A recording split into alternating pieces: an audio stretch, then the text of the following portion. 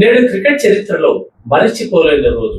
ఆంధ్ర దిగ్గజ cricketer, stylish batsmen గా పేరుగాంచిన వివిఎస్ లక్ష్మణ్ ఈడెన్ గార్డెన్ లో 281 పరుగులు చేసిన అపురూప ఘట్టం నేడు జరిగింది. అదే సమయంలో భారత క్రికెట్ కు వెన్నెముకగా పేరుగాంచిన రాహుల్ ద్రావిడ్ అదే ఇన్నింగ్స్ లో 180 పరుగులు చేసి భారత జట్టుని ఆదుకున్న రోజు. వివరాలకు వెళ్తే సరిగ్గా 25 సంవత్సరాల క్రితం 2001 ఇదే రోజు కోల్కతాలో జరిగిన ఆస్ట్రేలియా భారత్ టెస్ట్ మ్యాచ్ లో టీమిండియా అపురూపమైన విజయాన్ని సొంతం చేసుకుని క్రికెట్ చరిత్రలో ఒక కొత్త అధ్యాయాన్ని లిఖించుకున్న రోజు.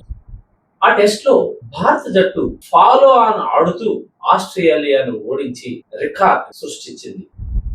ఈ మ్యాచ్ లో వివిఎస్ లక్ష్మణ్ 221, రాహుల్ ద్రావిడ్ 180 పరుగులు చేసి ఈ చారిత్రక విజయాన్ని భారత్ కి సొంతం చేసి పెట్టారు.